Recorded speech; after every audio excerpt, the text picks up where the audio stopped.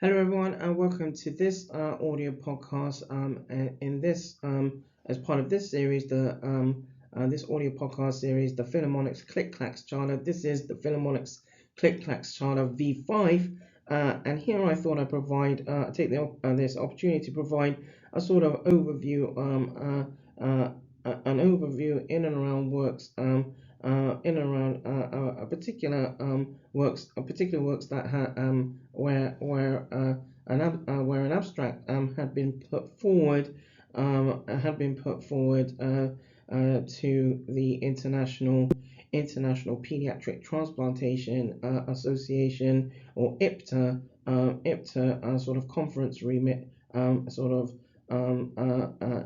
sort of for the IPTA conference, and sort of in anticipating the IPTA conference, prospectively. Here I thought I'd take this opportunity to provide an overview in and around the basis of this works, and the full works, the full sort of audio podcast around this again will be made is available through the Renal Patient Support Group, or the RPSG, the collaborators in around this works, and so. This audio podcast will seek to provide an overview in around transplant in neuroimmunobiology, the immune system, transplant rejection, and neuroendocrinology, and looking at this sort of as a retrospective. So that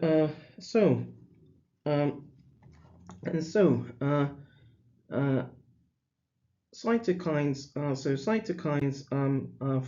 Cytokines are small molecules that signal between cells, including growth, differentiation, chemotaxis, activation, enhanced cytotoxicity, and/or regulation of immunity.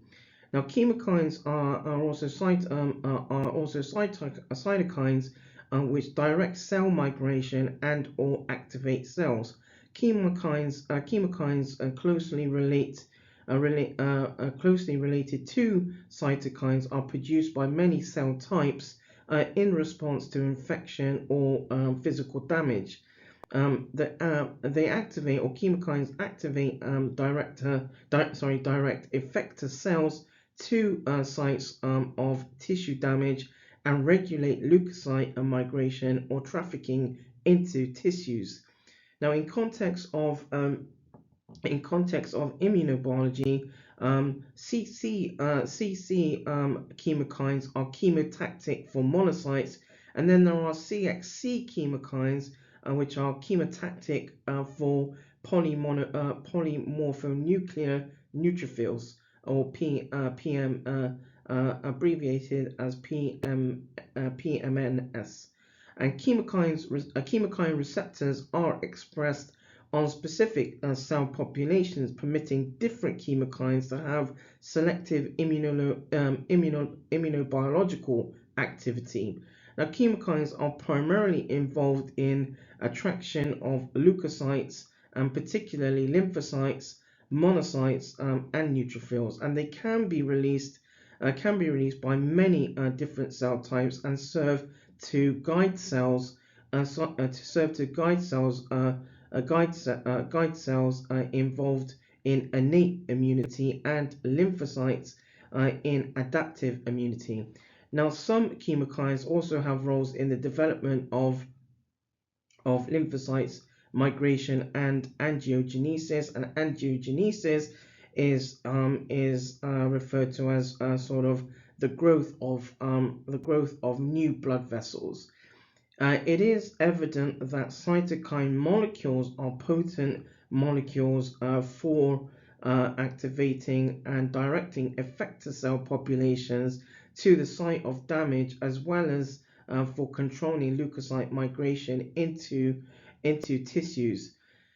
Now, to attain long-term transplant survival post-transplantation has been the ultimate challenge for a variety of organ transplant specialties. Immunosuppression, abbreviated or also abbreviated or referred to as IST, reduces the activation or efficacy of the immune system. Now, some portions of the immune system itself have immunosuppressive effects on other parts of the immune system, but clinically induced immunosuppression is carried out or prescribed through pharmacotherapy. Now, this is usually done to prevent the body from rejecting an organ transplant, or in context of solid organ transplantation, or for the treatment of autoimmune diseases. Now, when an organ is transplanted, the immune system of the recipient will recognize the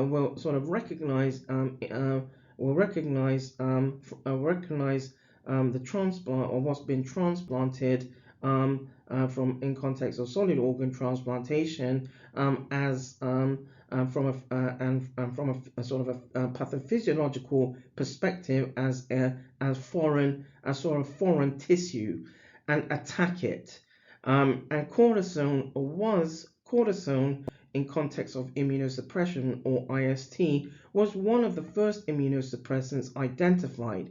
The more effective the more effective sort of immunosuppression, or IST, sort of retrospectively, has been pharmacotherapy, referred to as azathioprine, and was identified in the late 50s, more specifically around 1959. But it was not until the discovery of IST, referred to as cyclosporine or cyclosporine A, in the 1970s, that transplant surgery, in the context of solid organ transplantation, found a sufficiently powerful immunosuppressive agent.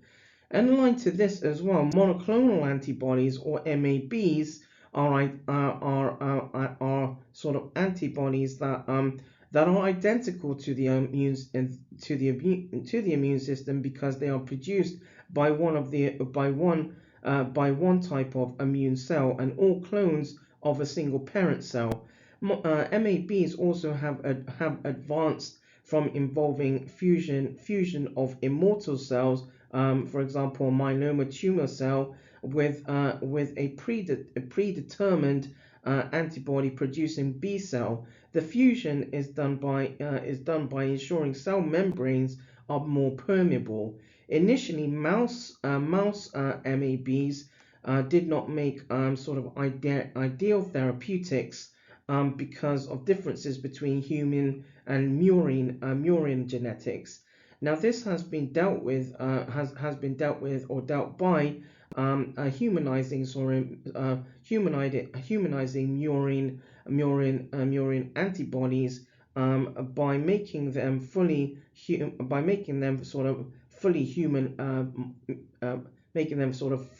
human MABs. And it has now become a sort of standard, to sort of implement sort of MABs with mainstay IST. So, for example, retrospectively, there's been cyclosporine or cyclosporine A, but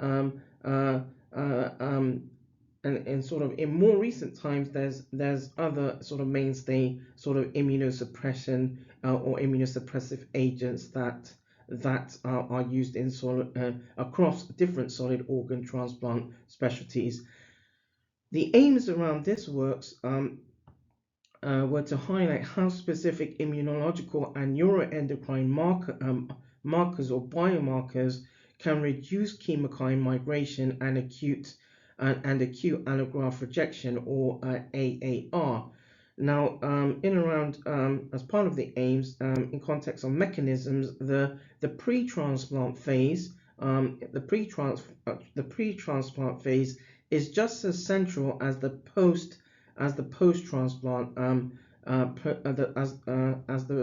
it's just as central as the post-transplant duration, and it has been postulated that Hansen's general adaptation syndrome from 1936 and specific neuroimmunobiology and neuroendocrinology should be considered aligned transplant immunobiology in context of allograft prognoses.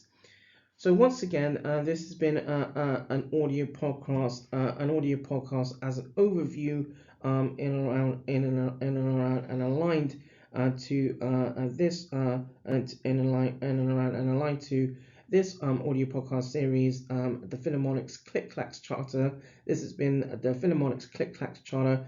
The Phelemonix Clax Charter v.5, and the full audio podcast around this works can be identified through the Renal Patient Support Group, the RPSG, the collaborators in this works. And once again, this works has been put forward, was put forward as works aligned to the International Pediatric Transplantation Association, or IPTA,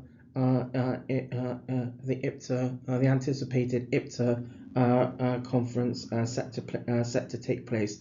So once again, I want to say thank you for tuning in on this audio podcast around transplant immunobiology, the immune system, transplant rejection, and neuroendocrinology, a retrospective. This has been another Storm Robotics production. Thank you for tuning in.